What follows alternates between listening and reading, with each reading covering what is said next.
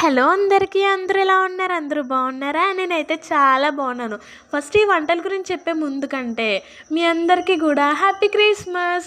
అవును, మీరు క్రిస్మస్ పండుగని ఎలా జరుపుకుంటారు? మీరు ఎలా జరుపుకుంటారు కింద కమెంట్ బాక్స్లో అయితే కమెంట్ చేసి చెప్పేయండి. ఈరోజు అయితే మా ఇంట్లో మంచిగా బగారా రైస్.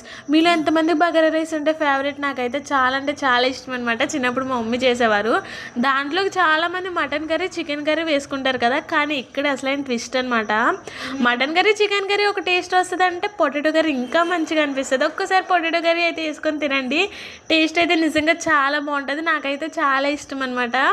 ఈ రెండు కాంబినేషన్ అలా వేడివేడిగా తింటే, ఇందులో కూడా పెరుగు చట్నీ ఉంటే ఇంకా బాగుంటుంది.